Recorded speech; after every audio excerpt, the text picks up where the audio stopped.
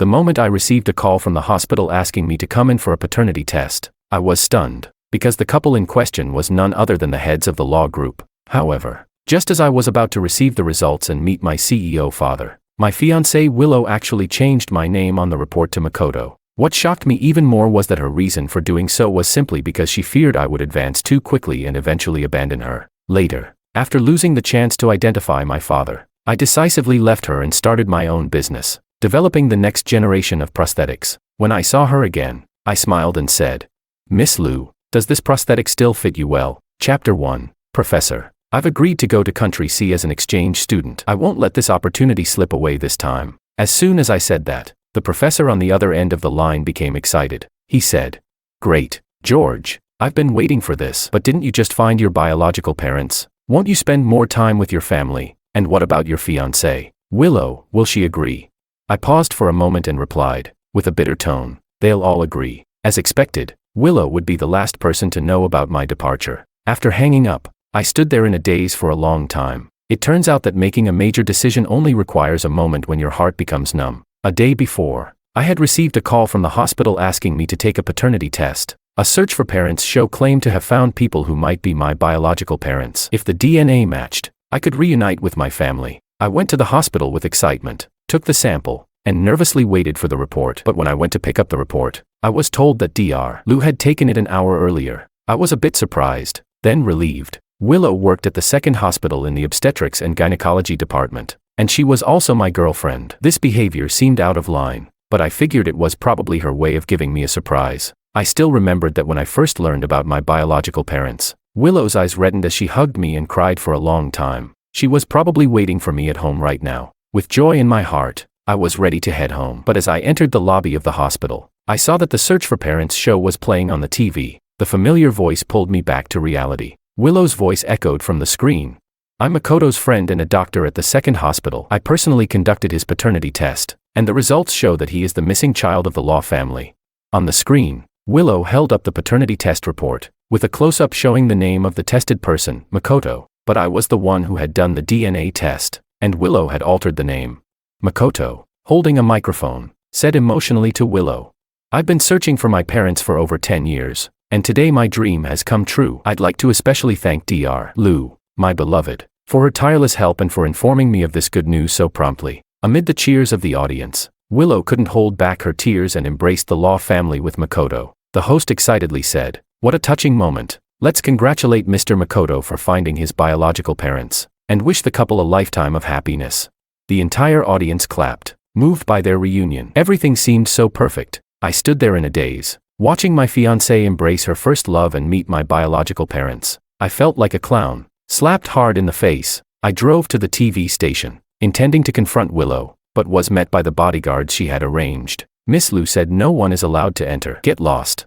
I was desperate and shouted, "Don't stop me. There's been a mistake. I'm the one who belongs to the Law family." But no one listened. People around me whispered, and the bodyguards beat me up. At that moment, the program ended, and Makoto and Willow came out with the Law family. I quickly shouted, and the Law family looked over curiously. But Willow blocked their view. She said, "It's just someone jealous of your family reunion. Mr. and Mrs. Law, don't look. Just take Makoto home." The Law family turned away and happily followed Willow and Makoto. I collapsed on the ground, staring at their retreating figures, my heart aching with every inch. When Willow got home, I confronted her about changing the paternity test to Makoto's name, and why she had kept the fact that she had a lover a secret. Willow shrugged indifferently and said, "I didn't respond to him. Besides, you have me, so you have everything. But Makoto has nothing. Let him have this chance. I'll make it up to you later." I was stunned by her words. I said, "Why? Those are my parents." I turned and stormed out, but Willow's voice rang out, sharp and threatening. "I warn you, if you try to disrupt Makoto's search for his parents, we're breaking up." Chapter 2. At this moment, I was completely disappointed in Willow. This wasn't the first time Willow had emotionally manipulated me. Every argument between us had been because of Makoto, and every time, I was the one to make the first concession. I cherished Willow too much. I didn't want to make her upset, and I didn't want to risk her breaking up with me over an argument. This time, however, I had been forced to compromise, not because of anything else, but because the Liu family was powerful. If I refused, the Liu family had ways of making sure I'd never have a peaceful life again. The scene shifted back to the present. I had just hung up the phone when Willow returned. She said, Makoto invited us to his place for a family reunion banquet. Get ready, we're going. I looked at her in shock, and my words were tinged with bitterness. I asked, "How dare you ask me to go?" I had already compromised this much, yet Willow was still pushing me. Willow steadied herself and spoke in an unyielding tone. She said, "Makoto said that only if you go and publicly acknowledge that you have parents will this matter be completely settled. I warn you not to make a scene. The Law family has already accepted Makoto's identity, and your real father has a serious heart condition. If you cause trouble, the consequences will be unthinkable. Is this really what you want to happen?" Her words nailed me to the spot. Clenching my teeth, I said, "Willow, those are my parents. Do you know I haven't seen them in over 10 years? I've been called a wild child since I was young. I've dreamed of meeting them." Seeing how upset I was, a flicker of guilt crossed Willow's eyes, and her tone softened. She said, "All right, stop being so petty. You have me now. So what do you need a wealthy family for? Once Makoto's identity is confirmed, we'll get married. After that, my parents will be yours, and I'll always treat you well." I stared at her, my heart cold and lifeless. After a long silence, I finally found my voice. I said, "I'll go to his family reunion banquet, but this is the only time. There wouldn't be another time. Soon, I would be completely gone from these two people's lives." Willow had expected me to make a scene, but was surprised by my calmness. She seemed a little confused by my composure. We arrived at the Law family's villa. The Law family was powerful, and this villa was worth 30 million. I marveled at the luxury around me, but my heart ached at the cruel twists of fate. Makoto was dressed in a custom-made suit, a $1 million watch adorning his wrist. Mr. and Mrs. Law gazed at Makoto with eyes full of affection, and the sight felt like a sharp blow, making me shiver uncontrollably. Willow pinched me in the back and immediately handed over the prepared gift. She said, "Mr. and Mrs. Law, congratulations on finding your biological son." Mr. and Mrs. Law nodded in unison. "We should be the ones thanking you for taking care of our Makoto all these years." Mr. Law took out a document. He said, "Makoto, from now on, you're the only heir to the Law family. Here are 10% of Law's shares. Take them for now, and I'll teach you how to manage our family's business." Makoto hugged Mr. Law and said, "Thank you, Dad, for thinking of me. I'm truly happy to be back with you." Mrs. Law looked at me curiously, her gaze scanning me from head to toe. She asked, "Willow, who is this young man?" I opened my mouth to speak, but Willow quickly pinched me again. I understood and said mechanically, "I'm a middle school classmate of Makoto. He's always been very supportive of me in life and academics. My parents are ordinary workers, and they like him a lot." Chapter 3. Every word I spoke felt like an act of resistance deep within me. Makoto, the same person who had bullied me in middle school, the one who copied my homework and ordered me to help him cheat during exams, he was the one I was now pretending to be connected to. Every word I said was a lie.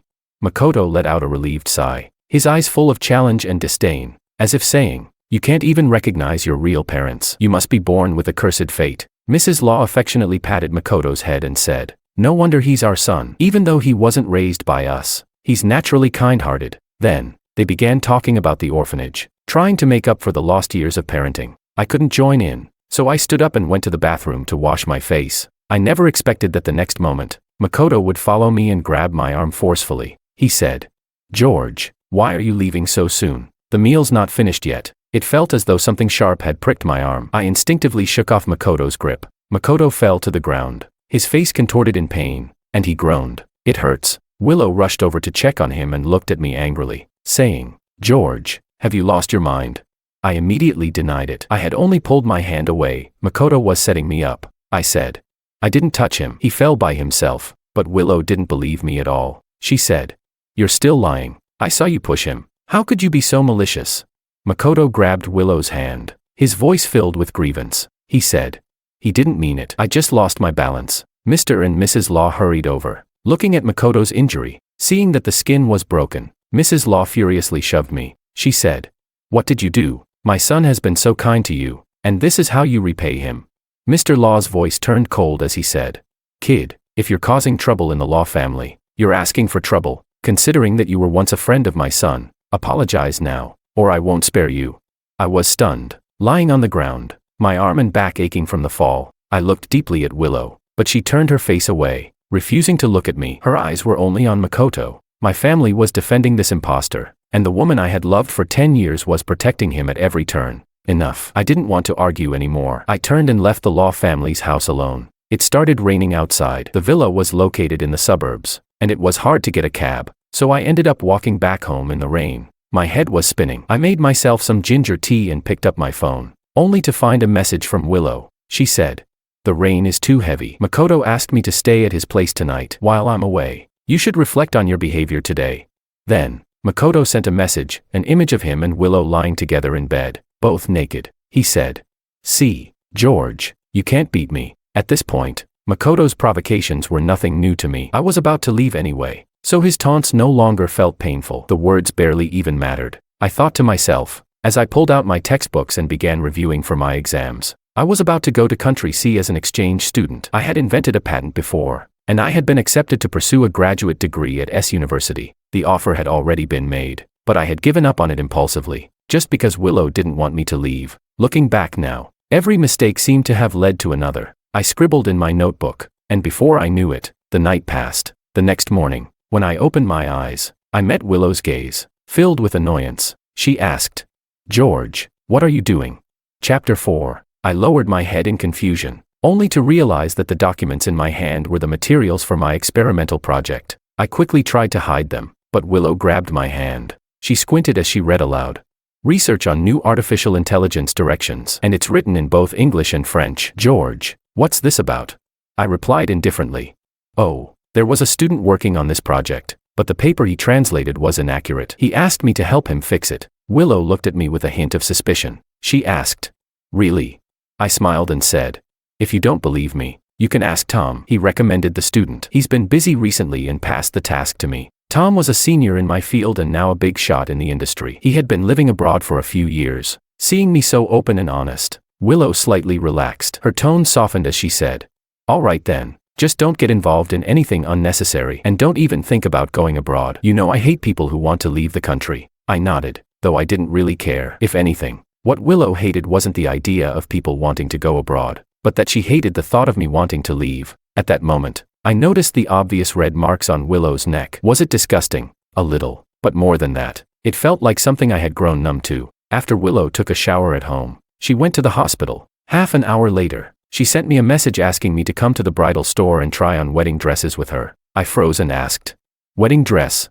I had almost forgotten that we were still engaged. Another message came through, and Willow sounded impatient. She said, "Hurry up, I just took time off from the hospital, and today's Saturday, so you're not working. Come on." Fine, if I had to go, I would go along with it. If we were playing this game, I'd play my part. When I arrived at the bridal store, however, instead of Willow, I saw Makoto wearing a groom's suit. As soon as he saw me, Makoto took the first shot. "George, I kindly tried this on for you. The quality of this suit is terrible, but I guess it suits you." I just let out a small "oh" and ignored his provocation. I asked, "Where's Willow?"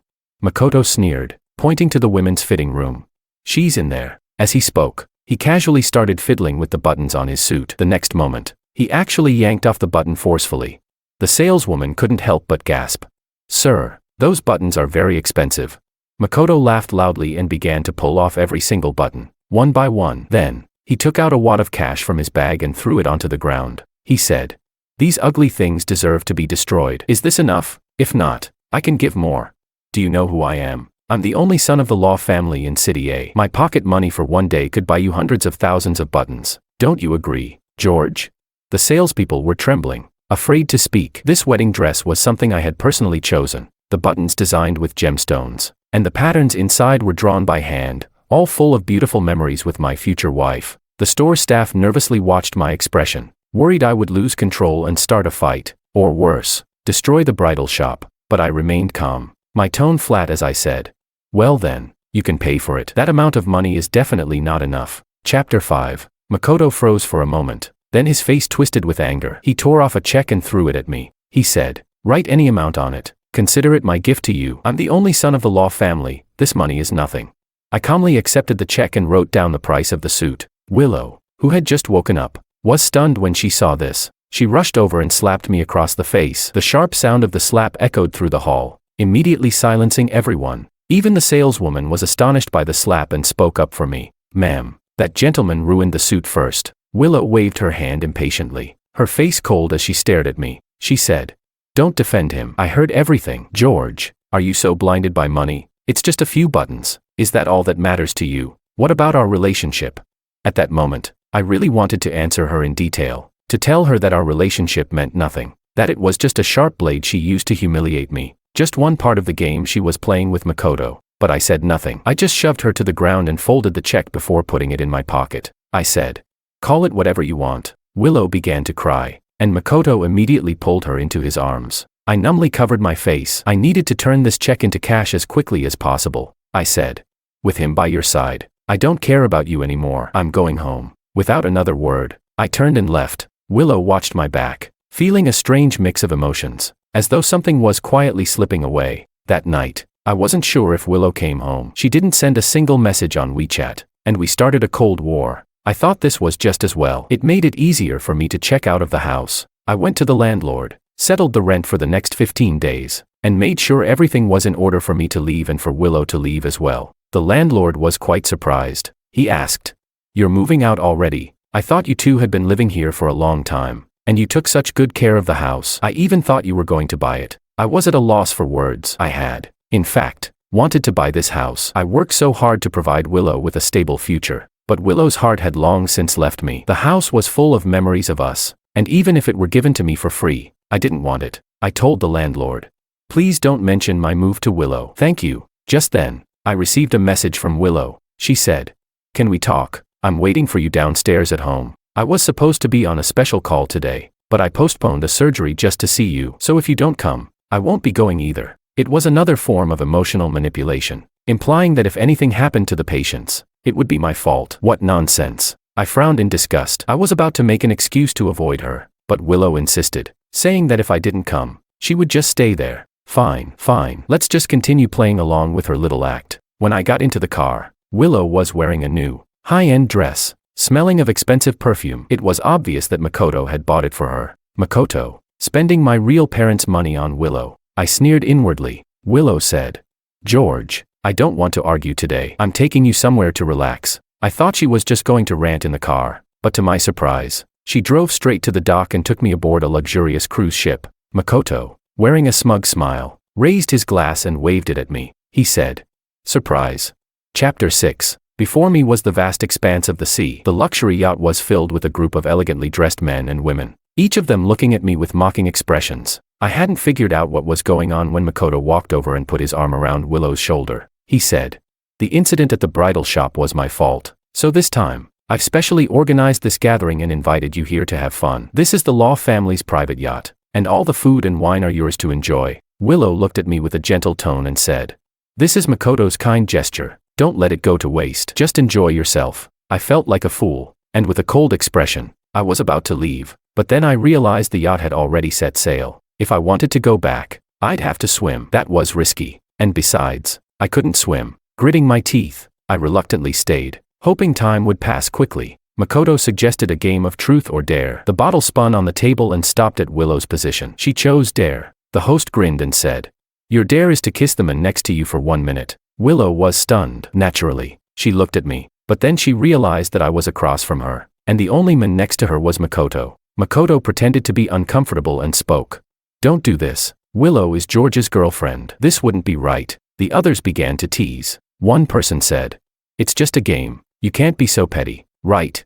"Exactly. We're all part of the same circle, nothing too extreme. Relax, buddy." I met Willow's searching gaze, and it seemed like she was waiting for me to stop her, but all I felt was indifference. Willow was really laughable. Her body had already revealed her desire for Makoto, but her eyes were still asking for my permission, as if I was her real boyfriend. I smiled faintly and said, "It's just a game. I don't care." In the next second, Willow snorted in disdain and kissed Makoto in a sulking manner. They kissed passionately, oblivious to the jeers and cheers around them, while everyone else became their background. I nodded and stood up to leave. I went to the deck, letting the sea breeze hit my face, surprised by how calm I felt. Even the earlier scene didn't stir a single emotion inside me. Just then, I heard an urgent voice calling me from behind. "George, wait." I turned around to see Makoto running after me, his voice tinged with a bit of desperation. He said, "Please don't be angry. Okay, Willow and I are really innocent. If you're still upset about the buttons earlier, just hit me. I won't fight back." With that, he quickly grabbed my hand and tried to slap his own face with it. I stepped back warily, and then Makoto pretended to slip. The momentum caused something to fall off his wrist and fly into the sea. Makoto let out a loud scream. He yelled, "My heirloom jade bracelet." I was speechless. Immediately, Makoto, with red eyes, started accusing me. He said, "George, I already apologized to you. Why did you throw my heirloom jade bracelet into the sea? I know you're angry about Willow and I kissing. You can hit me or scold me, but that bracelet was left to me by my parents. It means so much to me. How could you throw it away?" Makoto cried out, putting on an exaggerated expression of misery, as though he was about to collapse from grief. The crowd that had gathered soon saw this and naturally sided with Makoto. Willow angrily scolded me. "Do you know how much that bracelet means to Makoto? It's the most precious thing his parents gave him." I was speechless. "I didn't even touch you, let alone your bracelet. And besides," I stared at Willow, "are you not clear whose parents those are?" Chapter 7. As soon as I finished speaking, the surrounding crowd fell silent for a moment, then began to whisper among themselves. Willow and Makoto's expressions also changed simultaneously, but soon, Makoto gave a strange smile. He said, "Forget it, Willow, don't be angry. I'll just jump in and find it myself." With that, he grabbed the railing and pretended to jump overboard. Willow rushed to stop him, her face turning pale with fear. She said, "Makoto, what are you doing? Are you trying to scare me to death?" Then, she turned to look at me, her voice filled with anger as she said, "It's your fault the bracelet's lost, so it's you who should jump in and find it." At this moment, the night was dark, the sea pitch black, with the sound of waves crashing like mournful cries from the abyss. I looked at Willow in disbelief and asked, "What did you just say?" Willow seemed pleased with my reaction, and her tone softened as she said, "Well, you should either kneel and beg Makoto for forgiveness. If you're sincere enough, Makoto might forgive you." The crowd couldn't help but join in, blaming me. They said, "Yeah, you lost Makoto's heirloom. What a scumbag. Kneeling would be too good for you. So, are you going to kneel? Or should we throw you overboard instead? Don't make us do something we'll regret." Kneeling was out of the question for me, so I took off my jacket and shoes. I asked, "All I have to do is jump in and find it, right?" As soon as I finished speaking, I leaped into the sea. In a daze, I thought I heard Willow scream, but before I could swim much, the cold, piercing seawater completely engulfed me, and I quickly lost consciousness. For a moment, I wondered if I was going to die without any explanation. Thankfully, I didn't die. When I regained consciousness, I faintly opened my eyes and saw two white light strips flashing overhead. A female voice said, "The patient shows signs of awakening, but there's water in the abdomen that hasn't been drained. We need to rush him to the operating room." I could hear Willow's anxious calls, and someone was gently patting my face, as if trying to keep me awake. I felt dizzy, my throat blocked, and I had apparently swallowed a lot of water. Even though my mind was hazy, I could hear clearly. The next second, a nurse shouted Willow's name, "Dr. Liu. A Mr. Makoto says his father had an accident and specifically asked to see you. Should we take you to him?" Willow froze for a moment. She hesitated, looking at me and then glancing behind her, before finally abandoning me. A few seconds later, she released the hold on the bed frame and said, "Come with me. Leave one nurse to stay with him." She took several nurses and left. I couldn't help but smile inwardly. I had already expected she would choose this. A few hours later, I groggily woke up to find a nurse replacing my 4-drip. I weakly sat up, my lips pale, looking sickly. Suddenly, I received an audio message from Makoto. When I opened it, I heard Mrs. Law's angry voice. She scolded, "That bastard George is truly evil. He pushed Makoto last time, and now he's lost our heirloom bracelet. How dare he harm my son? I'll make sure he wishes he was never born." Makoto, in his feigned sympathy, said, "Mom, don't be angry. He's just jealous that I have such a good family. Please don't tell Dad. I'm worried about his health." Mrs. Law's voice softened with concern. "Makoto, you're so sensible. Once you recover, your dad and I will take you abroad for a vacation." The audio abruptly cut off, and Makoto left a message saying, "See, George, in the end, you can never win. No one believes you. My parents have already posted everything you've done online, and now you're infamous."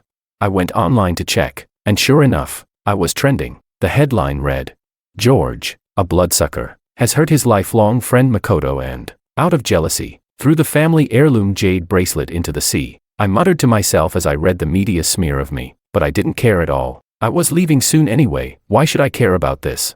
After spending several hours in the hospital, I was ready to leave, but just as I was about to walk out, the door to my room opened, and Willow walked in. When she saw I was fine, she let out a sigh of relief. She said, "You're in the hospital, just in time. Mr. Law had a car accident, and he urgently needs a blood transfusion." I stared at her blankly and asked, "So?" Willow, with an impatient expression, replied, "Of course, you need to donate blood. You and your dad both have Rh-negative blood. Are you just going to stand by and do nothing while someone's life is at stake? Chapter 8. I let out a cold laugh. So now she remembers that Mr. Law is my father.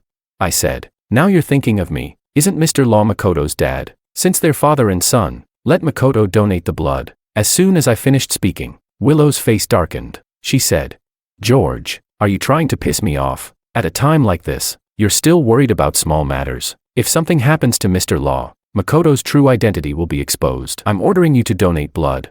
Saying that, she grabbed my hand and dragged me along. I was still recovering, and the tug caused pain to flash across my face, but I had no choice but to follow her. I gritted my teeth and said, I'm a patient. You can't force me to donate blood, and besides, direct blood transfusion between relatives isn't allowed. Willow impatiently interrupted me. Don't worry about whether your blood is needed or not. This is the only way the Law family will completely accept Makoto. It's just a little blood, today. Even if I have to drain you dry, you'll come with me. She then called for 2 people who forcibly dragged me to the blood donation room and took 500 milliliters of blood. Afterward, I felt my vision blur, my breathing labored, and I quickly passed out. When I woke up hours later, I was unsteady on my feet and had planned to leave the hospital and go home. Somehow, I found myself standing outside the VIP ward. Through the slightly ajar door, I saw Mr. Law holding Makoto's hand tightly. His face covered in tears. He said, My good son, thank you for saving your father. I will give you everything good I have. Makoto deliberately kept a bandage on his arm and smiled. This is what I should do. I'm just glad you're okay, Dad. I quietly watched this heartwarming father-son scene and left the hospital without saying a word. When Willow came home later, she brought kanji and sounded a bit resentful. She said, I told you not to move around after donating blood. So why didn't you let me know you were leaving?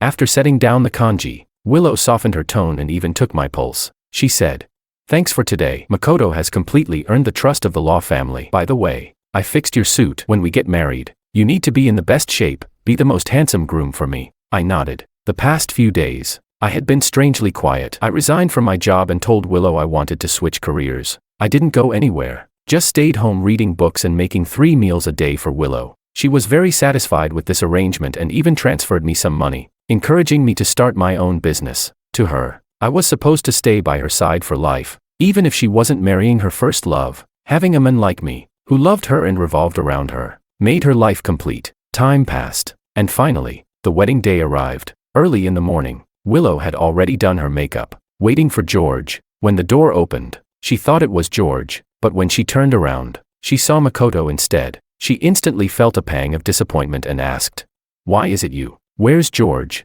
Makoto, looking at her with a resentful expression, walked up to her and said, Willow, why is it that you're always thinking about George? Don't you see me? I have everything now. You can totally marry me.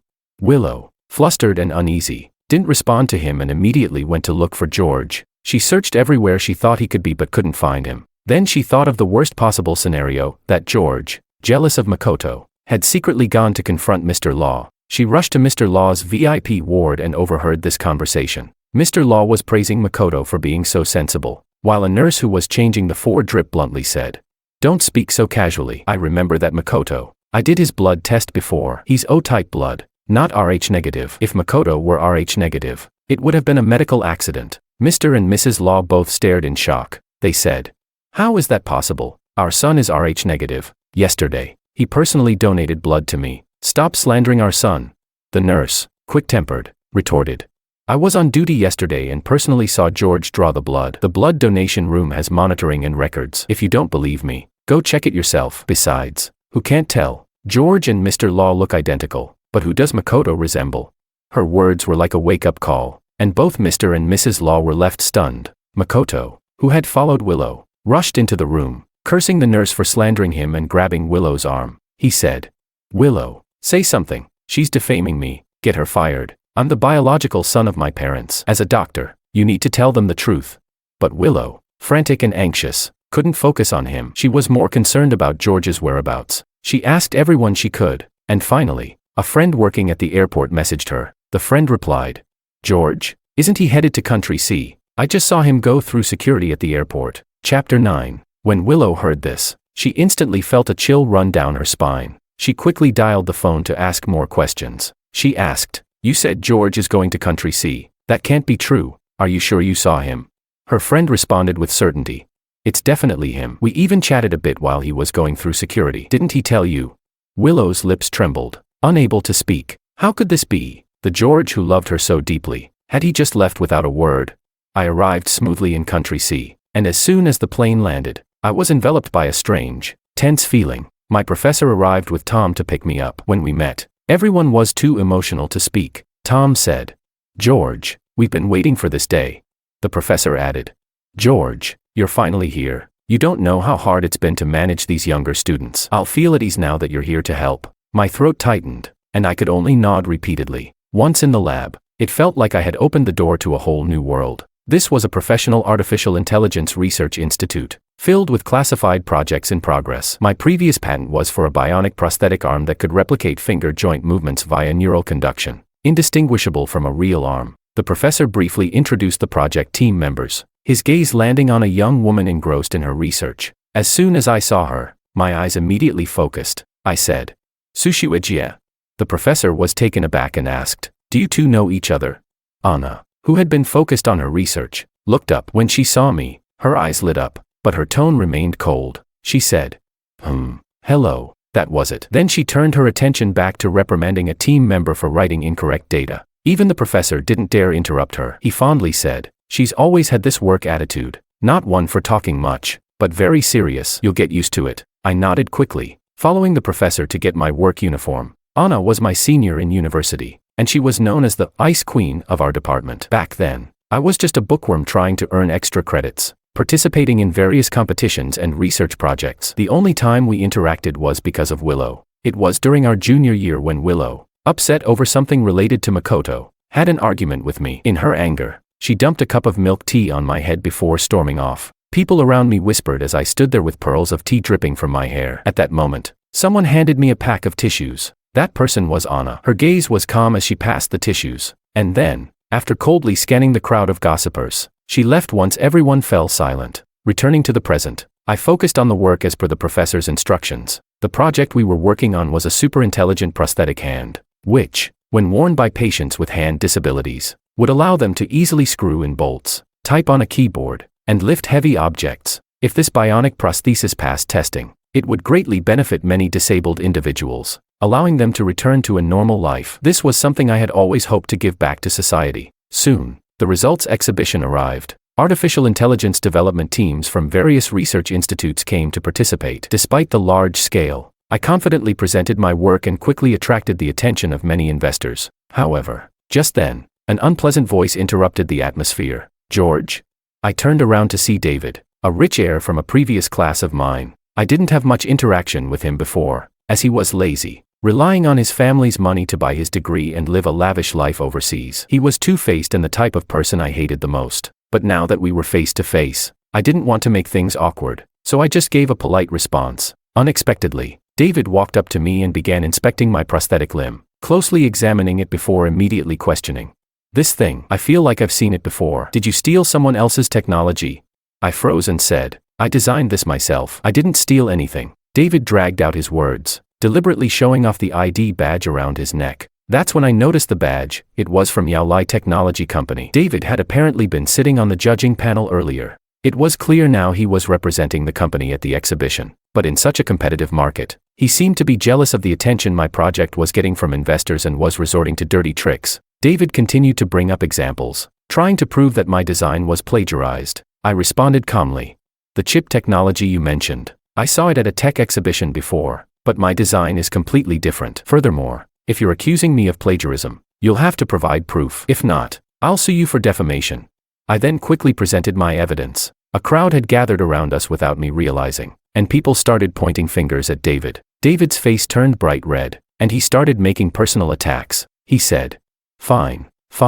If you didn't steal it, then whatever. But I still doubt it. You're just an orphan with no background. How could someone like you be here showcasing tech products? Who knows where you got them from?" At those words, a silence fell over the crowd. I clenched my fists, thinking about how to respond. But then, Anna's cold voice rang out. She said, "Our lab carefully selects researchers. George has developed patents on his own and has unique insights and solid academic foundations in this field. If this judge has doubts, perhaps a live evaluation would be appropriate." With that, Anna called over some industry experts to personally showcase my work. David left in disgrace, and I even saw him getting scolded by the organizers. Anna's words not only shattered the prejudice people had against me, but they also validated my abilities. I felt a warmth in my heart and didn't even realize I had lifted the corners of my mouth into a small smile. Chapter 10. Meanwhile, back in the country, at midnight, Willow sat alone in the spacious living room, with 3 phones placed on the table. Her eyes were fixed on them, fearing she might miss any call or message. One of the phones lit up, and she immediately grabbed it, her lips trembling as she asked, "Any news?" The voice on the other end responded regretfully, "Sorry, Willow, we still haven't found anything on George. We know he's in Country C, but his identity is under protection, so we don't have permission to investigate further." Willow's eyes flickered with a spark of hope, but it quickly faded. She said, "Keep searching. Use Lou family's connections overseas. Dig as deep as you can. Find him." After hanging up, she collapsed onto the sofa, as though all her strength had been drained. She had been searching for George obsessively for days. Every time she lay awake at night, she recalled their wedding day when George seemed to disappear from her life as if he had vanished into thin air. People can be so foolish. When someone loves you with all their heart, you don't appreciate them, but when they're gone, you begin to miss their deep affection. "George, why did you leave without a word? We were supposed to get married." "What happened?" Willow muttered in confusion, her headache from the alcohol worse than ever. Just then, her phone buzzed again, and her eyes filled with hope. But as soon as she saw the caller's name, Makoto, her brow furrowed. After hesitating for a moment, she answered, and immediately, Makoto's desperate screams filled the line, accompanied by the sound of sticks striking flesh. He wailed, "Willow, help me, Willow, the Law family is going to kill me." Then came angry curses. Someone yelled, "You bastard, how dare you pretend to be my son? I'll kill you." A bad feeling surged in Willow's heart as she quickly stood and rushed out the door. She arrived at the Law family's villa, where the lights blazed and the screams could be heard clearly from outside the courtyard. As soon as she entered, she saw Makoto, bloodied and beaten. Mr. and Mrs. Law were both wearing grim expressions, and their anger intensified when they saw Willow. They yelled, "Makoto, you bastard. You used us to climb the social ladder and forced our real son away. Willow, you're a doctor. Tell me, what's going on with this paternity test report? Makoto has no relation to us whatsoever." Mr. Law took out a new paternity test report and slapped it onto Makoto's bloodied face. Mrs. Law wasn't as harsh, but her gaze toward Willow was filled with scrutiny. She said, "Willow, the second hospital is run by your Lou family, and your father is a well-known authority in the industry. How could there be an error with the paternity test?" Willow wasn't surprised by this outcome, since she had been the one to alter the report. But now, if she let things escalate with the Laws, her relationship with George would only worsen. She glanced at Makoto, giving him a signal. She said, "It must have been a mix-up. Makoto has been searching for his real parents, and his sample got mixed up with George's. George is your biological son." Mrs. Law's eyes welled up with tears. She said, "I should have realized it sooner. George looks so much like his father. How could I have missed it?" Mr. Law sighed deeply. "I was so foolish. I even misunderstood and humiliated my own son." Makoto, receiving Willow's signal, half knelt and crawled to embrace her leg. He said, "Mom and Dad, you've really misunderstood me. It was the hospital's fault. I had no idea. I've been so filial to you. Why are you being so heartless?" Mr. Law spat. "Pa, don't call us Mom and Dad. I don't believe a word you're saying. If it was really a mix-up, why was it George who donated blood that day, not you?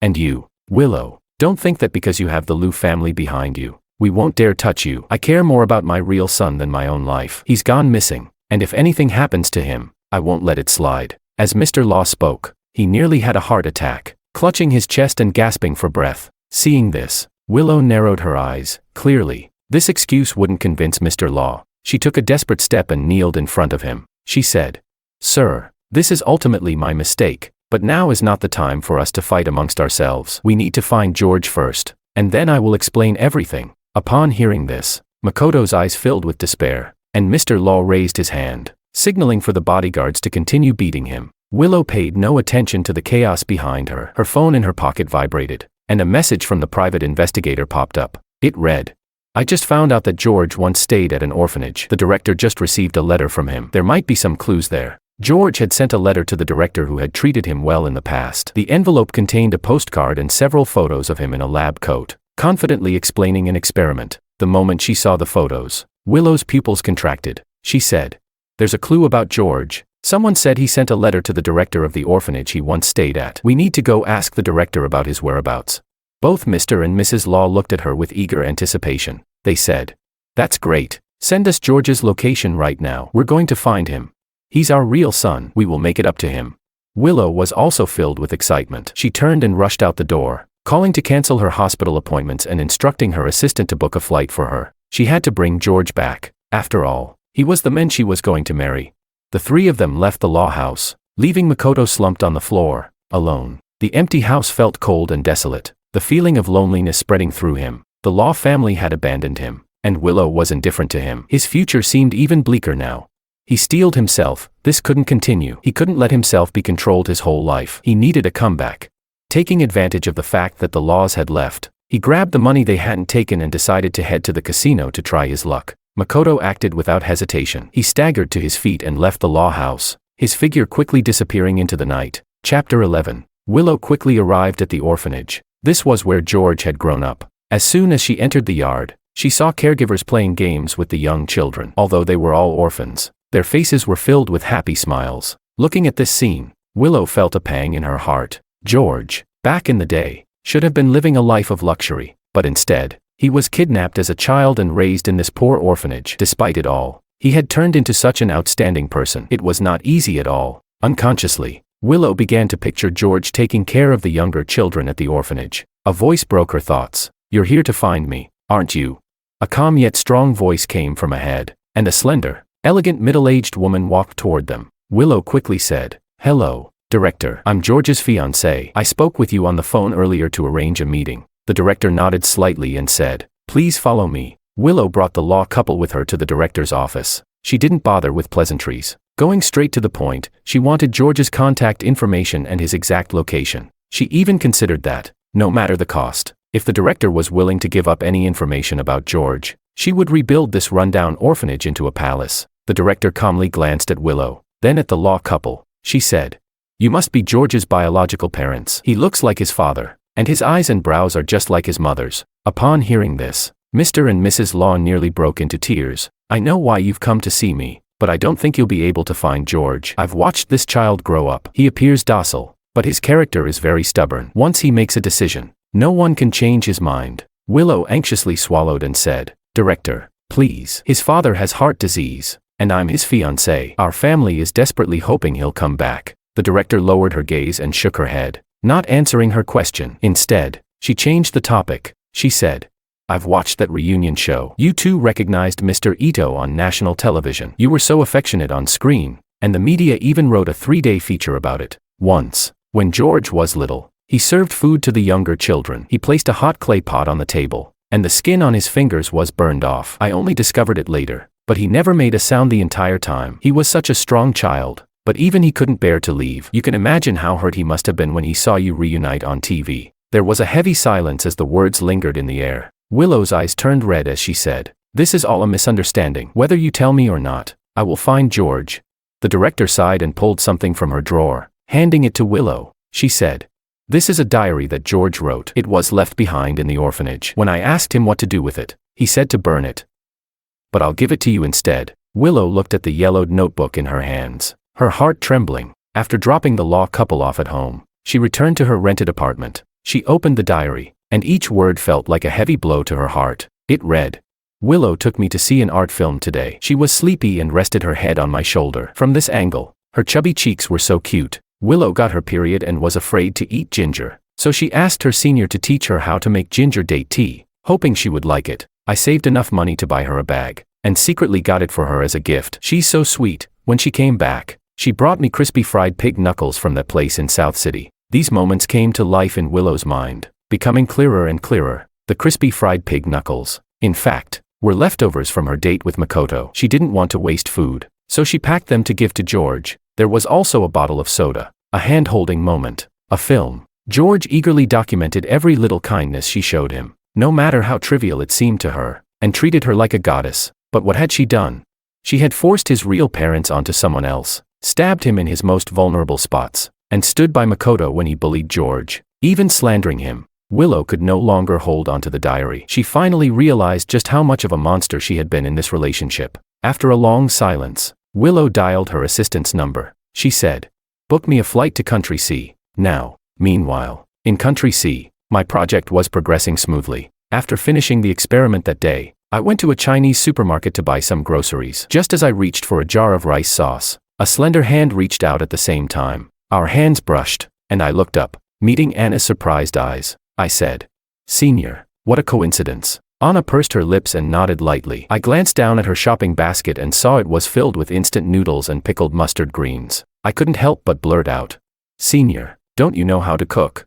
Anna blushed, as if I'd hit a nerve, and replied, "I can cook, but this is just more convenient." Seeing a perfect opportunity to return the favor for Anna's earlier kindness, I smiled and said, "Well, I haven't eaten either. Why don't you come to my apartment? I'll cook for you." Chapter 12. The sound of steady chopping echoed in the kitchen. I immersed myself in preparing the ingredients, heating up the oil, and soon the kitchen was filled with a delicious aroma. I was a great cook. Back when I lived with Willow, I always did the cooking. Willow was a picky eater, so I even took cooking classes to learn various cuisines from all over. My skills had improved to a level that rivaled a chef's, and I had tailored my cooking to suit Willow's tastes. When the dishes were ready, Anna was initially a little reserved. She ate quickly but still managed to maintain an elegant posture. But soon, one bowl of rice was gone, and Anna's face turned slightly red. She didn't ask for more rice, just ate the vegetables. Her behavior made me laugh. I hadn't expected the usually serious senior in the lab to have such a cute side to her in private. I immediately stood up to serve her another bowl. Anna blushed and thanked me, eating all the food without leaving a single bite.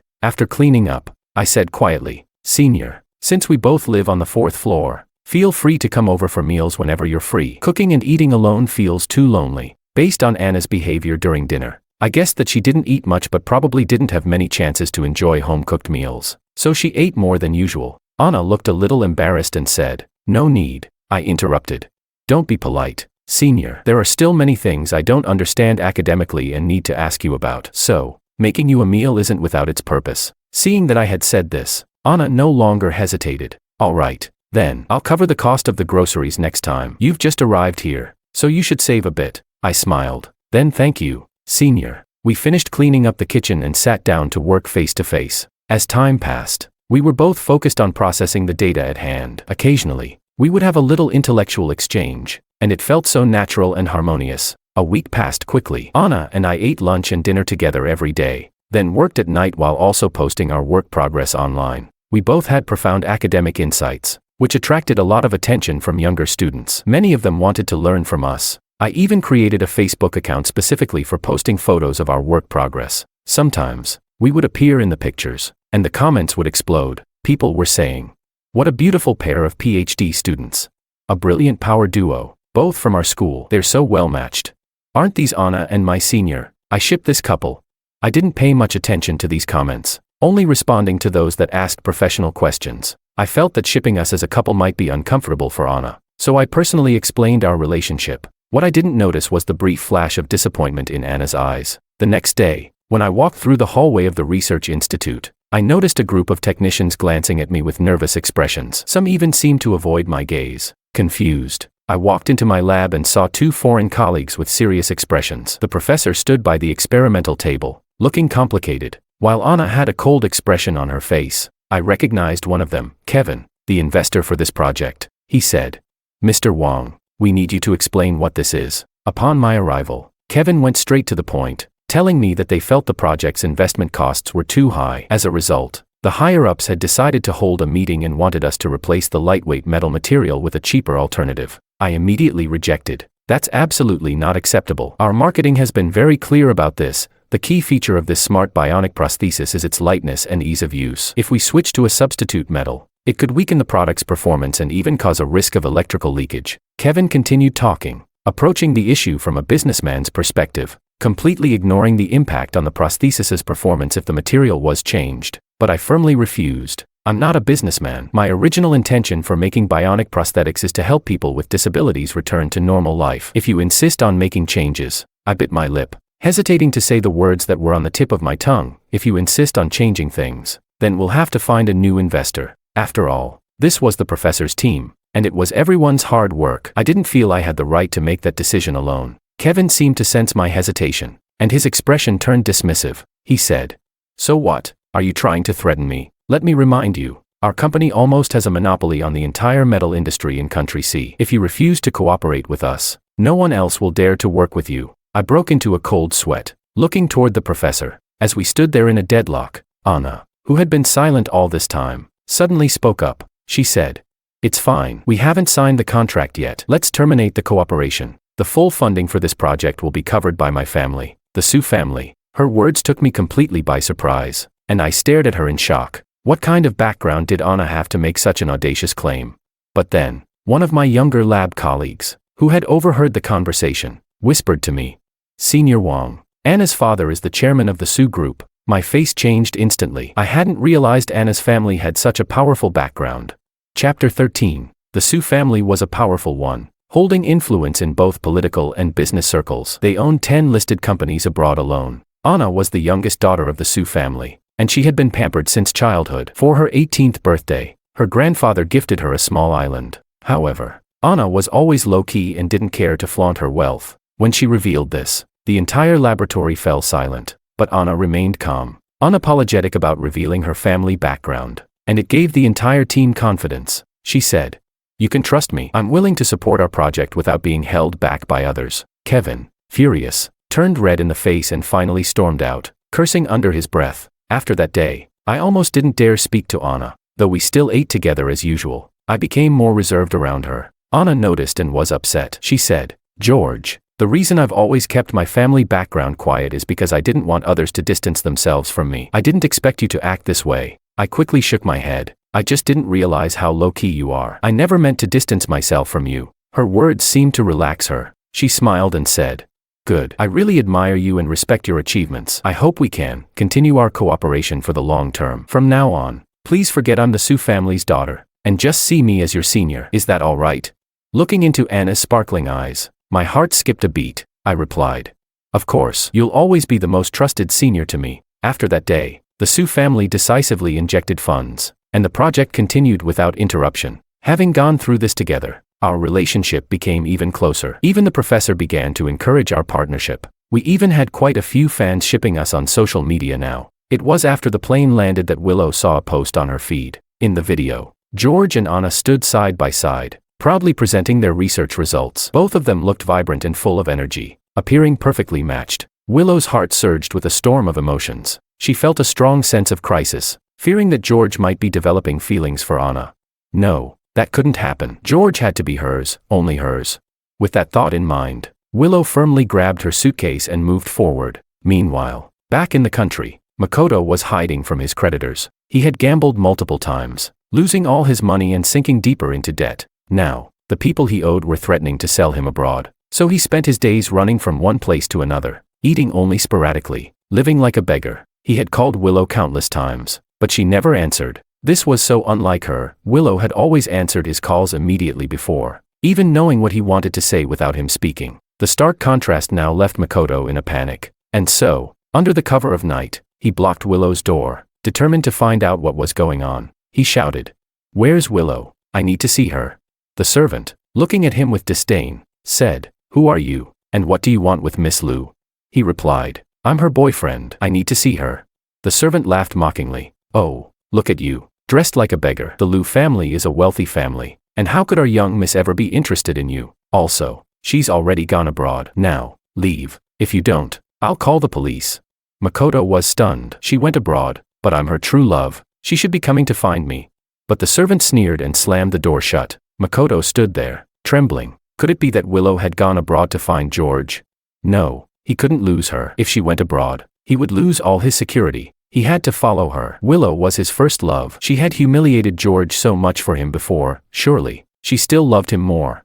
With this belief, Makoto rushed home, grabbed his passport, and headed straight for the airport. However, when he went through security, he was stopped. The staff said, "Sorry, sir, the holder of this passport is restricted from leaving the country. Please return." Makoto couldn't believe it. After some inquiries, he learned that it was the Law family's doing. He was on the verge of a breakdown, and just as he was trying to figure out a way out, a group of people arrived at his door. One of them shouted, "Makoto, get out here." It was the group of rich second-generation heirs that Makoto had once hung out with on the cruise. Another one spoke up. "You damn liar. You led the bullying of George, which caused the Law family and us to cut off business ties. You shameless bastard. We heard you were planning to run. We'll make you pay." Makoto's face turned pale with fear. "What do you want from me? Let me go." But before he could say anything more, they grabbed him and shoved him into a car. He could never have imagined that these crazy rich kids would bring him back to the luxury cruise ship. They all wore arrogant smiles on their faces. "Makoto, don't you like throwing bracelets? It's been so many days. The bracelet must have sunk to the bottom of the sea by now. Why don't you jump in and try to find it?" Makoto screamed in despair, but no one cared. It was night. The sea was freezing and dark, and there was no sign of the bottom. As he fell into the deep water, he felt as though he was close to hell. He could almost hear the mocking voices ringing in his ears. They laughed. "Look at this coward. He was so afraid of death, yet encouraged George to jump. Ha ha. Don't bother fishing him out. This is international waters, and if he dies, no one will know. Let's see if he can even manage to swim back up." Chapter 14. What I didn't know was that, back in the country, Makoto was suffering at the hands of the rich second-generation heirs. That night, I was testing the performance of the equipment in the lab because one of the calculated values was incorrect. I had to keep modifying it, and I worked until midnight. After washing my face, just as I was about to go to sleep, my phone rang. When I looked at the caller ID, it was an unfamiliar overseas number. I instinctively picked up the phone, and the voice that came through immediately made me wide awake. "George, is that you?" Willow's voice was excited but laced with a hint of tears. I was about to hang up, but she stopped me. "Don't hang up, George. I have so much to say. I'm downstairs from your apartment. Please, can we meet?" I walked to the balcony and pulled aside the curtains. Sure enough, there was someone standing downstairs. In the moonlight, I could see Willow's side profile, filled with worry and anticipation. It was winter, and it was unbearably cold outside. Willow's hand holding the phone was trembling. A feeling of irritation rose in my chest, and I replied coldly, "Get lost. Go back where you came from. What a nuisance." I quickly turned off the phone, but even after lying on the bed, I couldn't fall asleep. Willow came looking for me. That was a complete surprise. I had always thought she would marry Makoto once I was gone. After all, Makoto now had the status of a rich young man, and they already had a foundation of feelings. Without me as an obstacle, the two of them should have been destined to end up together. Just thinking about this made my blood boil, and I spent the whole night in restless sleep. The next morning, with heavy bags under my eyes, I went to the research institute. As soon as I arrived at the door, I saw a black Bentley. Then, the people in the car got out, law father and law mother, both with eyes full of excitement, and the last person I wanted to see, Willow. I stopped in my tracks. There was no avoiding this. I was curious to see what they were here for. Willow, her eyes red, said, "George, how could you hide from me all the way here? Do you know how hard I've been searching for you these past few days?" Law father and law mother, also choked with emotion, said, "Son, we found out the truth. You are our biological child. That Makoto is a liar. Come home with us. We can't lose you again." We were abroad, so there weren't many onlookers. Moreover, with the language barrier, most people just gave us a quick glance and moved on. But to me, this was incredibly embarrassing. I gritted my teeth and said, "Please don't make a scene here. I have no relationship with any of you. Please leave right now." My coldness stunned all three of them. No one expected me to be so dismissive. Willow said, "George, I know you're angry with me, but please give me a chance to make things right. Your parents didn't know the truth. You can't deny your real parents, can you?" I sneered and said, "Just leave. I don't understand a word you're saying. Makoto is your son. That's what you admitted on TV. And what's this little performance now? Could it be that something happened to Makoto again, and you want my organs?" With that, I turned and started to walk away. The three of them rushed to follow me, but suddenly Anna's voice rang out. "George, who are they?" I saw Anna walking toward me and a thought suddenly crossed my mind. I stepped forward, took Anna's hand, and said, "Sorry, we still have work to do. If you continue to disturb me, I'll have to call the police." Anna didn't let go of my hand. Instead, she tightened her grip and smiled at me. Our interaction seemed so intimate, like we were a couple. Willow's jealousy flared up, and she stared intensely at our joined hands, as though trying to burn a hole through them with her gaze. She said, "George, what do you mean by this? I'm your wife. How could you hold her hand?"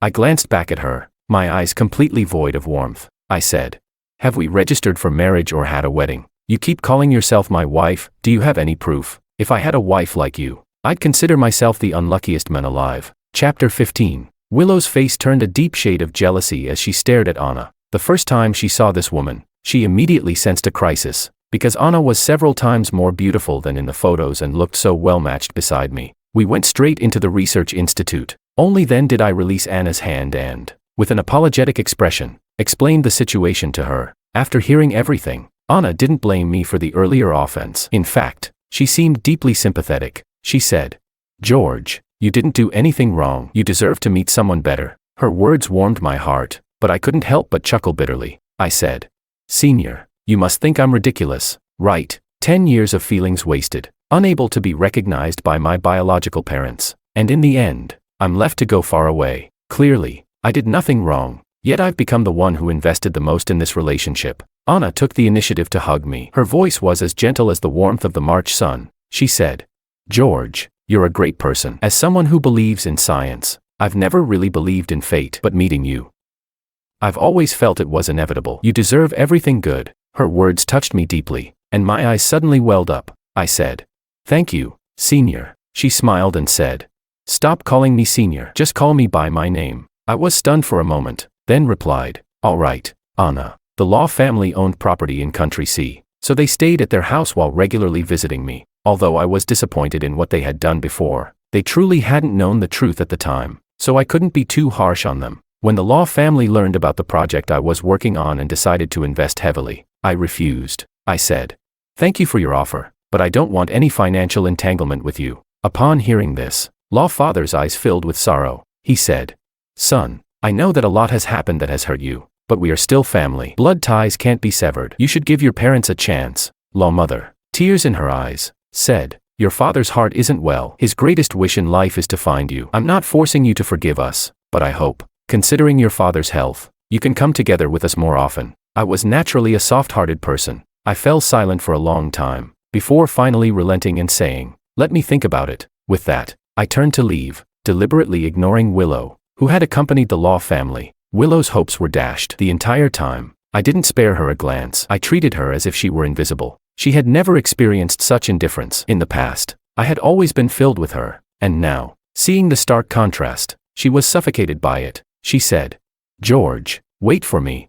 She ran to catch up with me, tightening her coat but still feeling the cold. I didn't stop. In frustration, she quickly rushed in front of me and opened her arms. She said, I know you're angry with me. I've reflected on the mistakes I made in the past. I was indeed unclear about my feelings for Makoto, but now I realize that wasn't love. I've always loved you, and you're the only one I want to marry.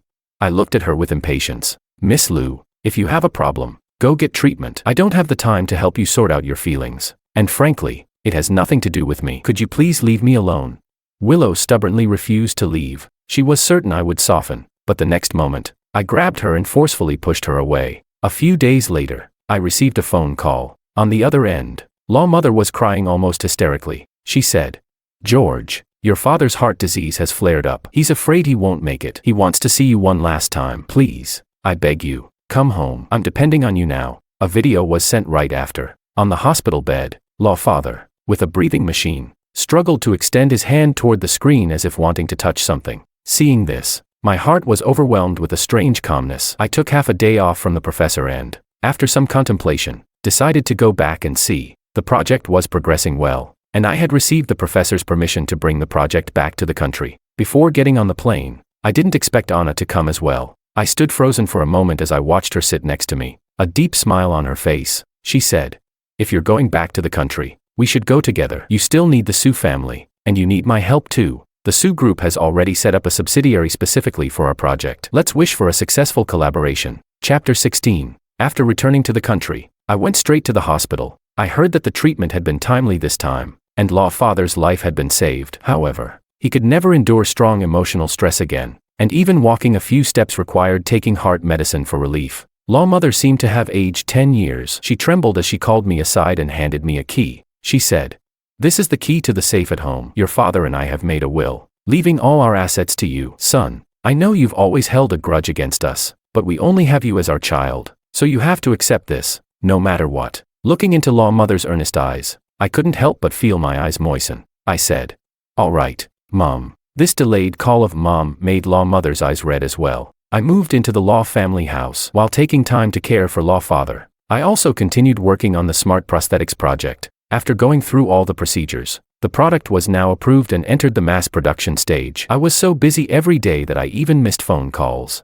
Thankfully, Anna was there to keep me company, always checking in on me. Her care made the long days a little less exhausting. When Willow heard that I had returned to the country, she was ecstatic and began clinging to me like a sticky plaster, following me around. I was getting frustrated, So I ordered the Law family bodyguards to follow me at all times. I didn't even want to engage with Willow anymore, fearing she'd latch onto me, but Willow seemed to be on some kind of stimulant and started aggressively pursuing me. Every day, she'd have takeout delivered to my company building and wait outside the research institute after work. What's more, she secretly added my colleagues on WeChat, probing for information, and even claimed to be my girlfriend, bringing tea and snacks to the company. Before long, the colleagues started teasing me. Every time Willow came to deliver something, they'd flirtatiously say, "Your girlfriend is so thoughtful, bringing us treats again." I couldn't take it anymore, so I flatly declared, "I don't have a girlfriend. That woman has delusions. Don't accept anything from her in my name. Thanks." With that, I severed all ties. Since Willow had no shame,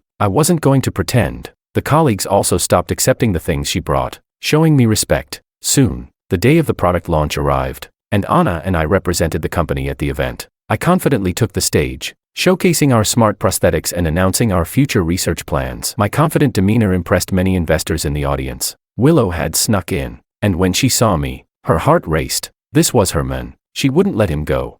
But the next second, she saw Anna join me on stage. We stood together for photos, both dressed in matching couple-style outfits, and the sight stung her eyes. She gritted her teeth in anger. She tried to get closer to me, but the bodyguards stopped her. They asked, "Miss, what are you trying to do?"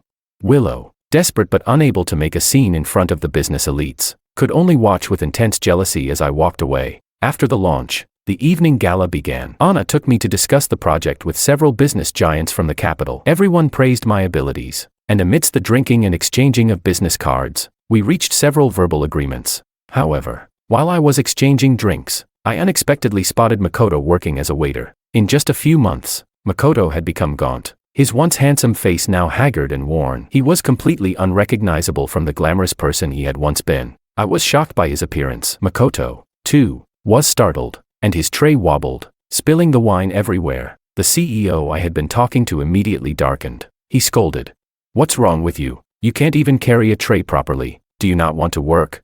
Makoto, his eyes red with frustration, could only helplessly bend down and apologize with a forced smile. I smirked. Seeing Makoto like this brought me a sense of satisfaction. The banquet soon ended, and I drove Anna home in the new car I had just bought. The car had been bought by the Law family for me, fully paid at over $2 million. It was low-key luxury. After the car drove off, Makoto stood rooted in place, staring at its rear, jealousy radiating from his eyes. That car, that life, should have been his. As he turned around, he saw a woman rush out of the banquet hall, almost tripping in her hurry. She too stared at the departing car, holding a beautifully wrapped bouquet of flowers in her hand. Looking forlorn, it was none other than Willow, clearly waiting for George but being ignored. Makoto sneered.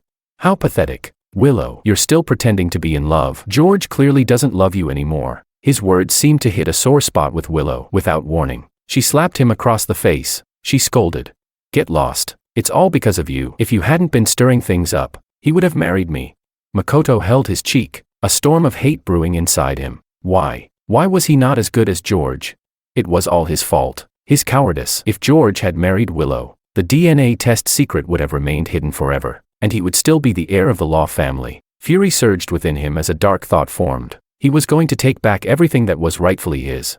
So, when Willow turned to leave, he called out to her. He said, "Willow, I can help you get George back, but the price is $1 million. After I got home, I tried to get some rest because I had an exhibition the next day. I wanted to be in the best shape to attend, to see my product be recognized by more disabled individuals. That night, as I lay down to sleep, I suddenly felt uneasy. My right eyelid kept twitching. A message popped up on my phone, from Anna. She asked if I was free next week and wanted to invite me to dinner. Without thinking, I agreed. But then Anna quickly followed up with, "It'll be at my house." When I saw this message, my hand holding the phone froze. It was just a short sentence, but my heart raced. Dinner at her house? Did that mean meeting her parents?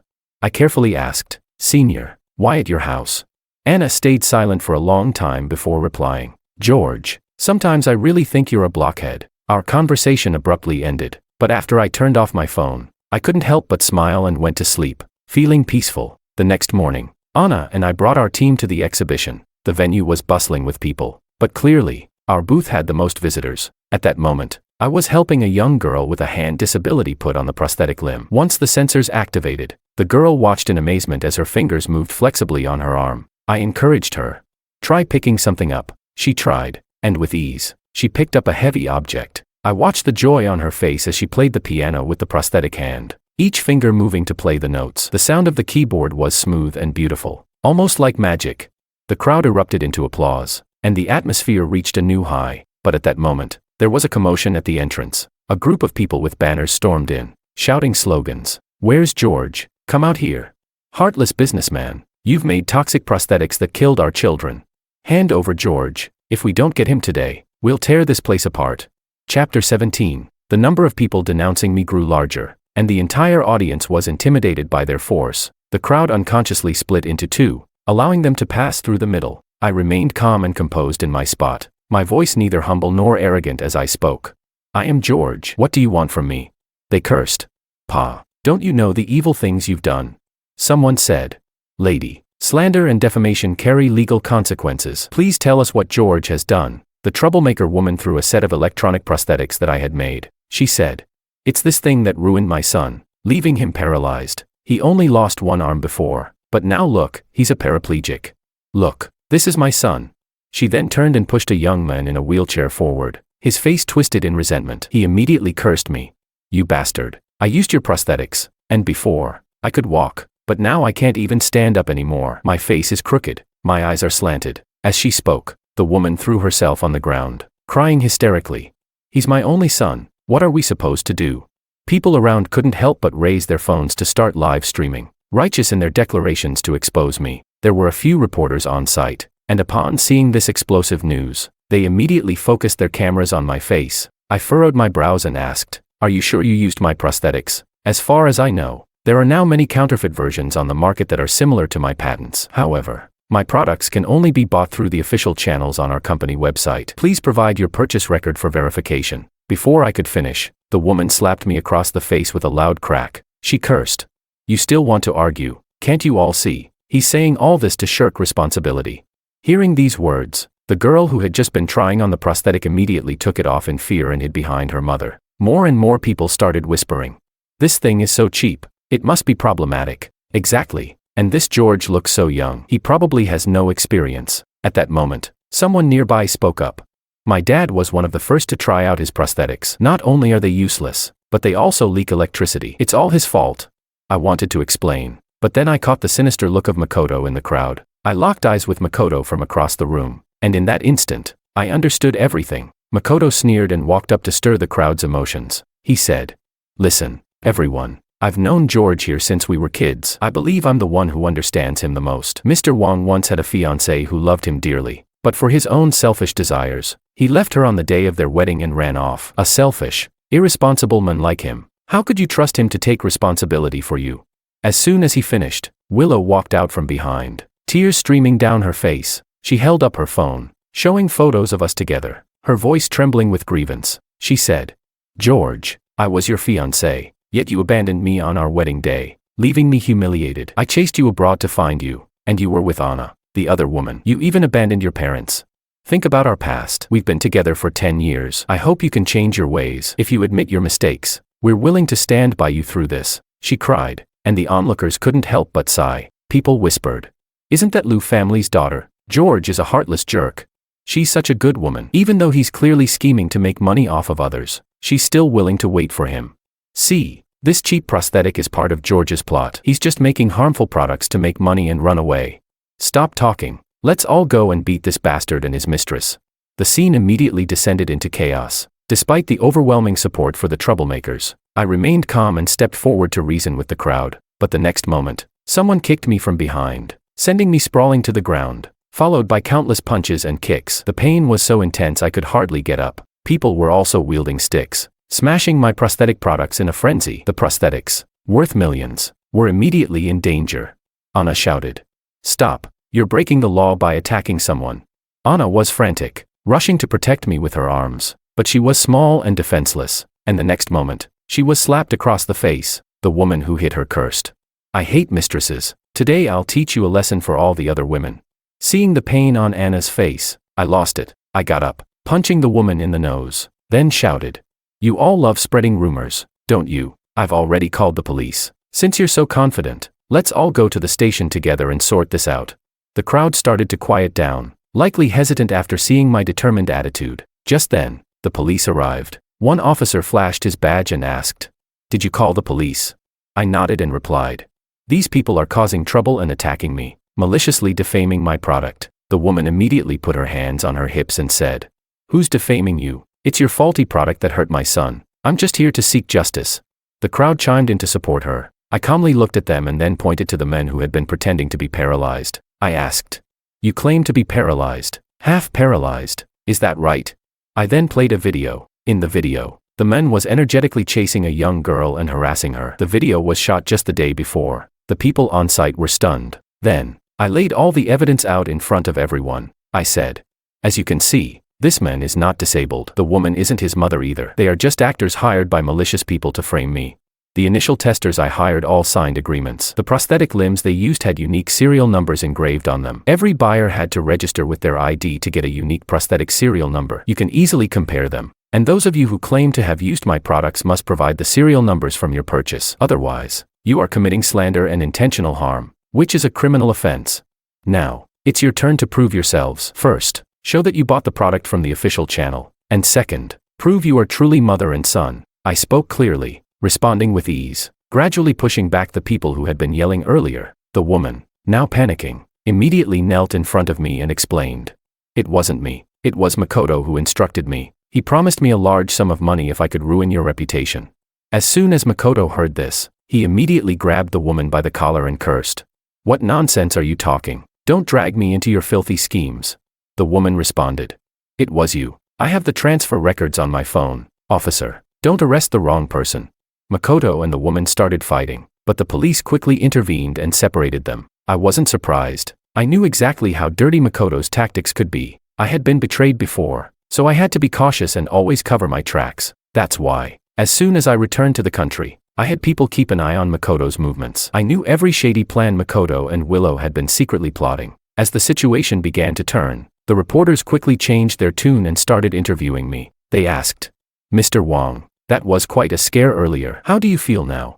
I looked coldly around the room and slowly replied, "My life is always full of twists, so this doesn't feel like much of a scare to me. In fact, I'm about to expose an even bigger secret." Chapter 18. As I spoke, Willow and Makoto sensed that things were going wrong. They exchanged a panicked look, and both of them turned to leave. However, they were immediately blocked by the bodyguards I had already arranged. One of the bodyguards said, "Think you're leaving? Not so fast." In front of everyone's astonished eyes, I opened the laptop on the table and began to present a PowerPoint.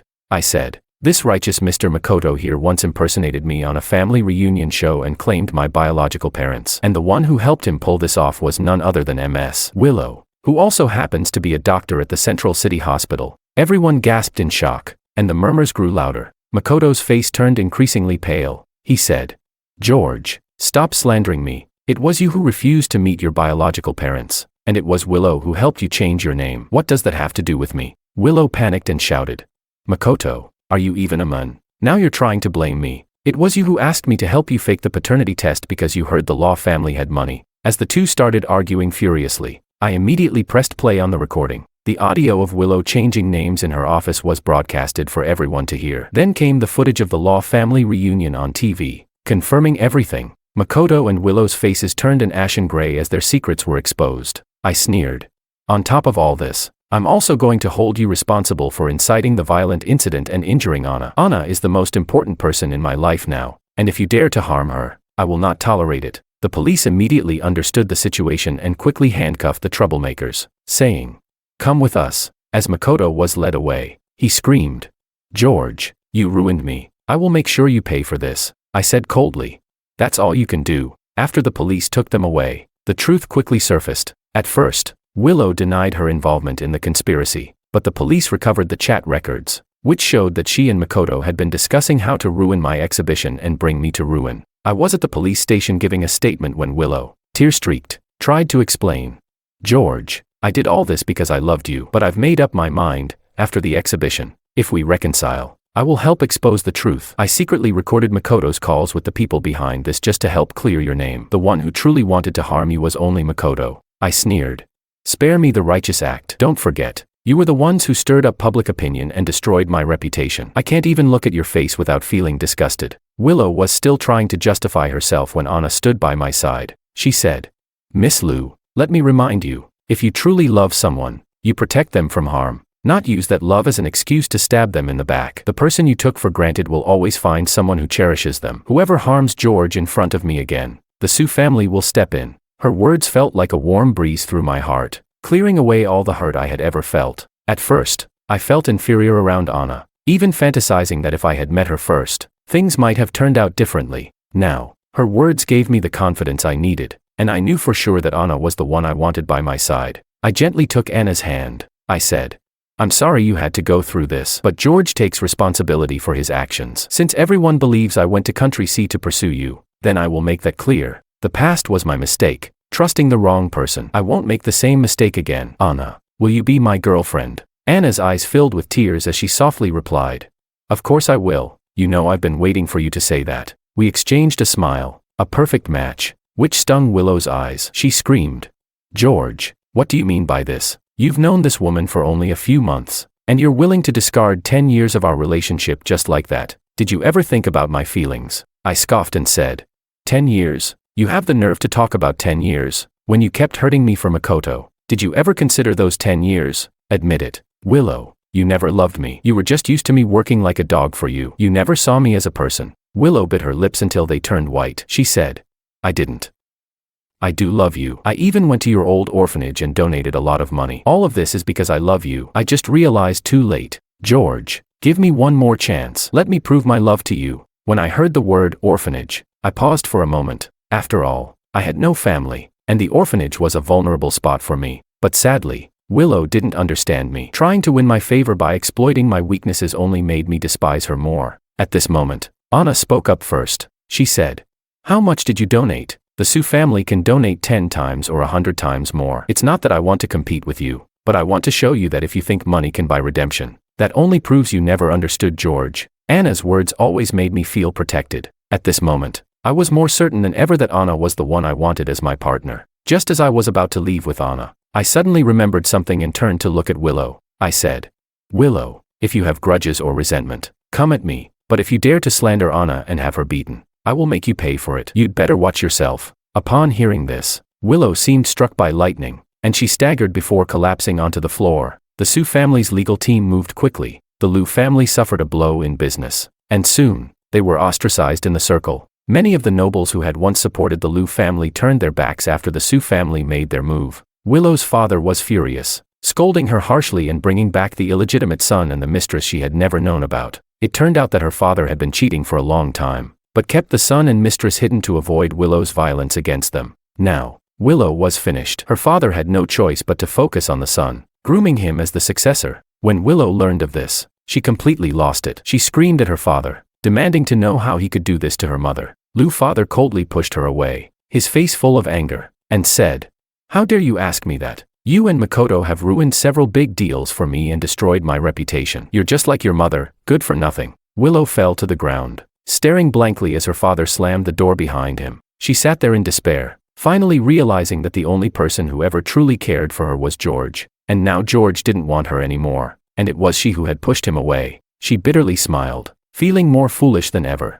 Chapter 19. After the slander incident, both Makoto and Willow were to face trial. As long as the evidence was conclusive, they would be sentenced. The people who had beaten Anna and me during the commotion also received their due sentences, and were required to pay high compensation for damaging the items at the exhibition. The public opinion reversed instantly. Those who had been online bullying me were now all my fans. Some even dug up Makoto's dark past. He had a history of bullying classmates, theft, and molesting girls. The people he had hurt came forward to accuse him of his crimes. Willow finally realized how wrong she had been, and how much suffering I had endured in the past. What was even more terrifying was that the surveillance footage of her forcing me to donate blood in the hospital was also exposed. Many netizens were horrified, discussing how dangerous it was for close relatives to donate blood directly. Even doctors know this is dangerous. What Willow did could have killed George's father. Oh my God, Willow is truly evil. If his father had died, Makoto would have benefited from it. Willow is a toxic woman. Both Willow and Makoto's social media accounts were bombarded, with countless netizens cursing them and even editing photos of their death photos. Their vile deeds were completely exposed,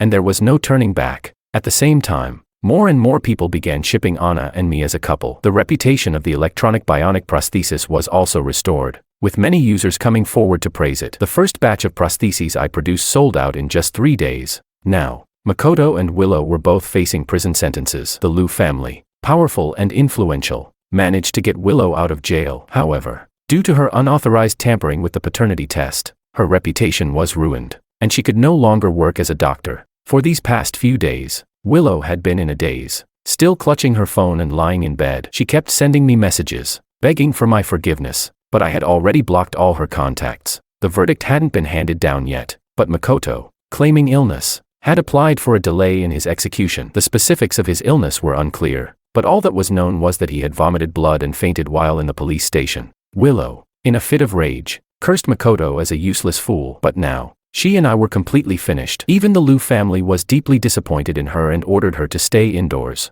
Thinking back on everything, she regretted her actions and started drinking heavily, making herself delirious. She kept murmuring my name, and in her drunken stupor, she thought she saw a man walking toward her. Instinctively, she reached out her arm, thinking it was me. George, I regret it. I really regret it. She cried out. I shouldn't have liked Makoto from the start. I've always liked you. Will you forgive me? The man's body stiffened, and it was clear he was angry. But Willow didn't feel it. She leaned forward, and in the dimly lit room, the two of them tangled together. Months passed, and my project had fully kicked into gear. Anna and I were happily in a relationship. We shared common interests, mutual respect, and deep affection, enjoying a period of sweet romance. The second-generation bionic prostheses I developed were more lightweight and versatile than the first, successfully benefiting many disabled people. After Law's father had finished recovering in the hospital, Law's mother finally told him about what had happened. Upon hearing about the turmoil I had gone through, he was heartbroken and immediately decided to hand over the family fortune to me for management.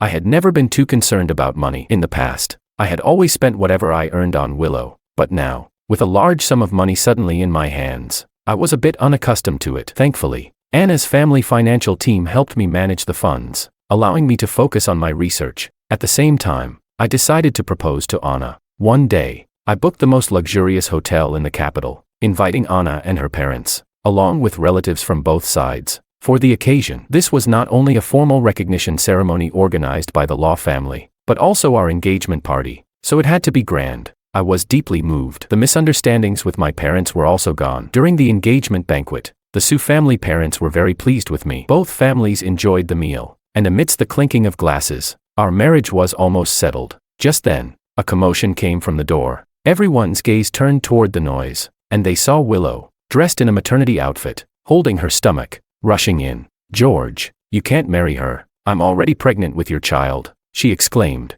her voice shrill, like thunder striking the ground, instantly making all the elders in the room frown. Some recognized Willow and began whispering among themselves. Isn't that the daughter of the Liu family, the one with all the scandals? Did the Liu family and the Law family have an arranged marriage? I didn't hear about this. At that moment, Su family's parents had particularly sour expressions, but their main concern was Anna's face. They hurriedly asked, "What's going on, Anna? Is there some misunderstanding?" I apologized to the Su family parents. "Sorry, sir, madam, for the embarrassment." Then, I calmly patted Anna's hand and said, "Don't worry, I'll take care of this." I stood up, walked over to Willow, and locked eyes with her. "What nonsense are you spouting, Willow? Ever since we broke up, I haven't touched you. How could you be pregnant with my child?" I said coldly.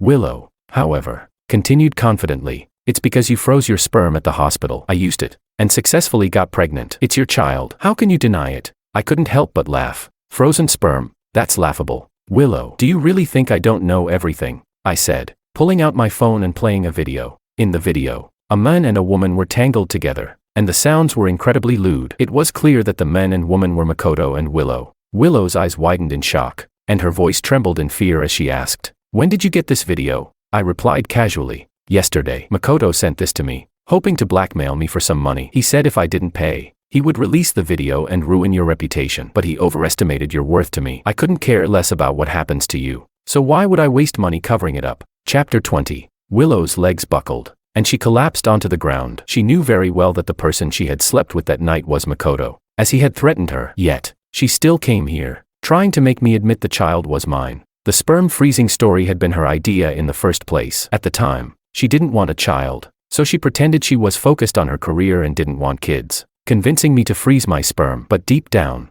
I knew what she was really up to. I had witnessed Willow and Makoto leaving a hotel together, looking very intimate. And that was when I realized the whole frozen sperm story was just a lie. When the Su family saw what was happening, they breathed a sigh of relief. Anna seized the moment and spoke up. Mom, Dad, I'm always cautious with matters of the heart, so you can trust the person I've chosen. George is a responsible man, and he would never do anything to betray me. If he truly got Miss Lu pregnant, he would never come near me again. Seeing her lies exposed, Willow lost all composure and angrily pointed her finger at me. George, are you still a man? Why couldn't I be pregnant with your child? You have to take responsibility for me. At that moment, Law's father couldn't hold back anymore. He slammed his hand on the table and shouted, "It's you again, lying woman. You drew my son's blood and gave it to me, almost killing me. Now you come to slander him. The Lu family is finished." Law's mother stepped forward and slapped Willow across the face. "You poisonous woman. You've already harmed my son, and now you want to harm my husband. Even if George really got tricked into this,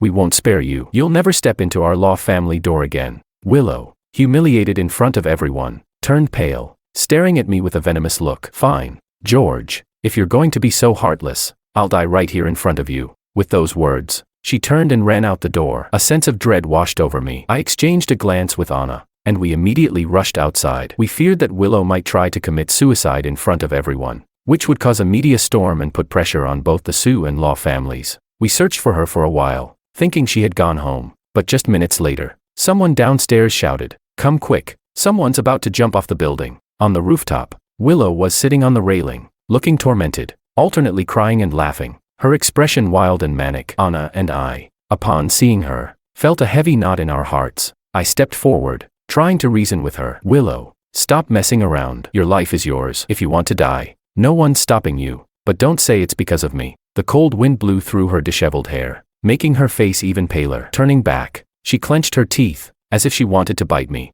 "George," she said bitterly, "since you came back, everything has fallen apart for me. This child isn't yours, it's Makoto's." That night, he secretly came into my room, drugged me, and I was too unguarded. We ended up together, and I didn't expect to get pregnant. When my parents found out I was carrying Makoto's bastard child, they disowned me. I lost my job at the hospital, and all my friends have turned their backs on me. Now, I don't have anywhere to go. Now I know, you were the best person for me, and if even you don't want me, I might as well die. I hated being threatened. Coldly, I said, "What exactly do you want me to do?" Willow swallowed hard. "I want you to marry me, to completely break up with Anna, and never have anything to do with her again," she demanded. She was clearly gambling, hoping I would soften and save her like I had done in the past. But I just laughed. "Willow, you've chosen the wrong place to jump from. You should have jumped into the sea," I said. Willow froze, her mouth opening in disbelief, but she couldn't find words. I continued, "Do you remember that time on the cruise ship when you forced me to jump into the sea to find a bracelet for Makoto? You probably forgot, but I can't swim. When you asked me to jump, you were literally pushing me to my death. I've already died once, and now you think you can use your death to threaten me? No way. I don't fall for that anymore." With that, I grabbed Anna's hand and turned to leave. Behind us, suddenly, a loud scream pierced the air, followed by the shocked cries of the crowd downstairs. Willow had fallen, but I didn't turn around. I just held Anna's hand tightly as we walked away. Chapter 21. The ambulance took Willow away. She didn't die. She was fortunate enough to land on a mattress the hotel staff had prepared, but the impact was too severe, and she ended up with a broken leg. The child in her womb was lost. I heard that she cried herself into a faint at the hospital and, when she regained consciousness, cried again, creating a scene that disturbed the entire hospital. Her suicide attempt quickly made its way to trending news, and the Lu family, unable to bear the shame, took her back home. Meanwhile, my wedding went ahead as planned. The Law and Su families rented out the most luxurious hotel in Beijing for the event. High society elites from across the city attended to witness the union of the two families. After the wedding, Anna and I went abroad for our honeymoon. We occasionally posted updates from our trip online, and every time, the comments were filled with blessings. As for Willow, things weren't going as well for her. She had been in the hospital for a long time, and when she learned of my marriage, she completely broke down. "Get out, all of you. Just get out," she yelled angrily, throwing the medicinal soup in front of her. The nurse slapped her across the face in response. "You little bitch, after all the trouble I went through to prepare your medicine, and you go and ruin it like this," the nurse scolded. Willow held her face in pain and shouted, "How dare you hit me?" She tried to retaliate against the nurse but then realized she had lost a leg and could no longer walk normally. A nearby patient mocked her. "You lost a leg. You better get a prosthesis. There's this new bionic one that's really popular now. I recommend it to you. Willow looked up at the screen where an ad for prosthetics was displayed. To her surprise, it was one that I had designed. She immediately exploded, crying hysterically, only to be scolded again by the nurse. Meanwhile, Makoto was becoming more and more anxious. He couldn't believe Willow had abandoned him. And now she had lost the child. He had even taken some compromising photos of Willow to blackmail the Liu family. But the family had sent people to beat him up. Makoto, seeing how desperate and humiliated he had become, couldn't swallow his anger. He couldn't let Willow be at peace. And he couldn't let George off the hook either. All of them had to die.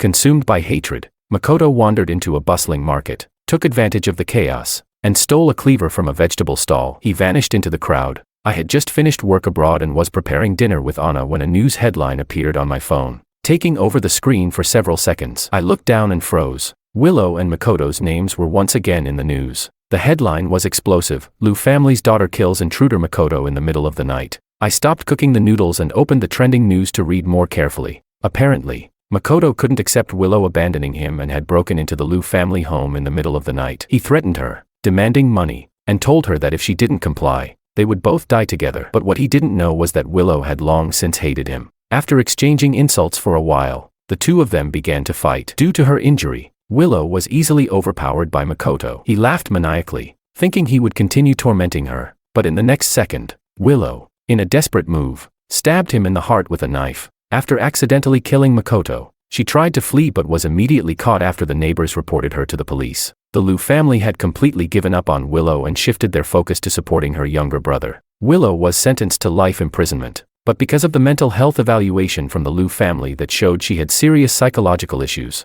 and because Makoto had attacked her first, she was eventually sent to a psychiatric facility. I hovered my finger over the screen for a few seconds, then withdrew my thoughts. I sighed deeply, reflecting on the cruel twists of fate. Anna had just finished washing her hair and, noticing a burnt smell, asked what I was lost in thought about. I smiled apologetically. Sorry, I zoned out for a moment. Let me cook you a new bowl of noodles. Time passed, and 6 months later, Willow called, asking to meet me. I received the message while I was discussing a new project with Anna. I'd heard that Willow had tried to commit suicide several times but failed. Her only wish now was to see me once more. We both knew this would likely be the last time we ever met. I agreed to meet. There were some things I wanted to say to her too. When I arrived at the psychiatric facility, I found Willow sitting in a wheelchair, dressed in a patient's uniform. She looked like she had aged more than a decade since I last saw her. The once proud and alluring Willow was now the very image of everything she despised. When she saw me, she gave a weak smile. I thought you'd never want to see me again. I lowered my gaze, but the table blocked my view. How's your leg? I asked. I'm using the prosthetic you made. It's really good. For the first time,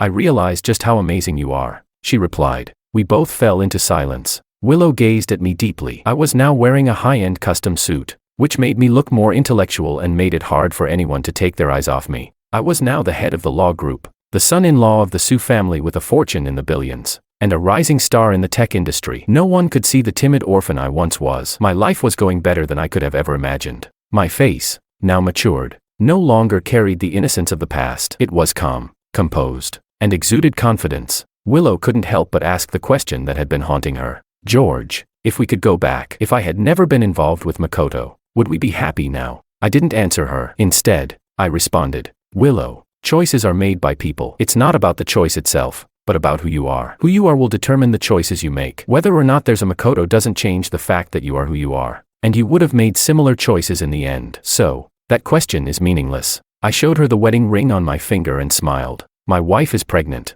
and we're planning to move abroad. I wish you peace for the rest of your life. With that, I stood up to leave. Just then, my phone rang. I answered with a gentle voice, and the warmth and sweetness in my eyes were impossible to hide. The happy George she saw now was someone Willow had never seen before. In the end, it was Willow who had let George down. It was her fault. Willow sighed silently in her heart. She watched his retreating figure and cried, such a good George, and she had missed him.